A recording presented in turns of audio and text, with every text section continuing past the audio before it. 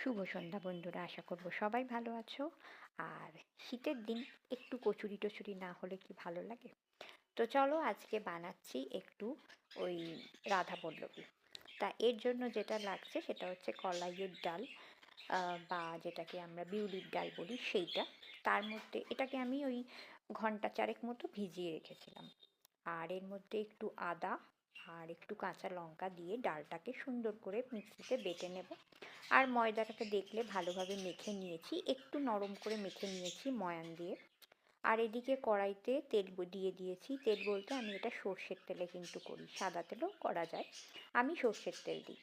এবার তেলের মধ্যে প্রথমে একটু মৌরি ফোড়ন হিসাবে দিয়ে দেব, বেশ খানিকটা মৌরি।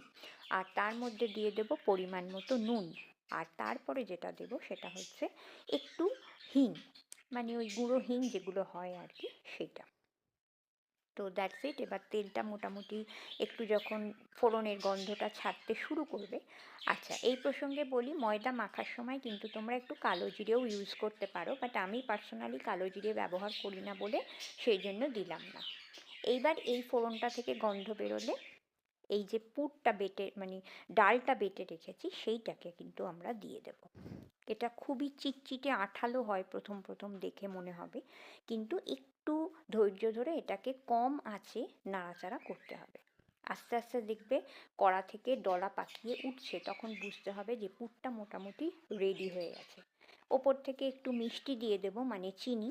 আর গতকাল যে আমি ভাজা মশলার ভিডিওটা পাঠিয়েছি, যেটা আমার অল পারপাস মশলা, সেটাও কিন্তু ওপর থেকে একটু ছড়িয়ে দেব। তো দ্যাটস ইট, পুর আমার রেডি। এই পুরটাকে একদম যথারীতি ঠান্ডা করে নেবো, একদম ঠান্ডা হলে দেখবে একটু শক্তও হয়ে গেছে। এইবার আর কি, লেচি কেটে নিয়েছি। এবার একটা গোল করে বাটির মতো তৈরি করে নেব, আর তার মধ্যে পুরটাকে ভরে নেব। পুরের পরিমাণ একটু বেশি দেবার চেষ্টা করবে। তো পুরটা ভরে নেব, মুখটা সিল করে নেব, আর তারপরে চটপট লুচির মতো বেলে নেব। খুব বেশি বড় সাইজ আমি করি না, মোটামুটি লুচির সাইজের করি। তো এইবার একটা একটা করে তেলে ছাড়বো আর ভেজে নেব। তেলের সঙ্গে কিন্তু আমি একটু ঘিও অ্যাড করেছি। তেল আর ঘি একসঙ্গে মিশিয়ে আমি এটাকে ভাজি। আর ভীষণ সফট হয়, নরম হয়। আর ভেতরের যে স্টাফিংটা মানে পুরটা তো খেতে খুবই সুন্দর হয়। তো চলো, রাধা পল্লবী আমার রেডি। এবার আস্তে আস্তে ভেজে নিই আর গরম গরম সার্ভ করব।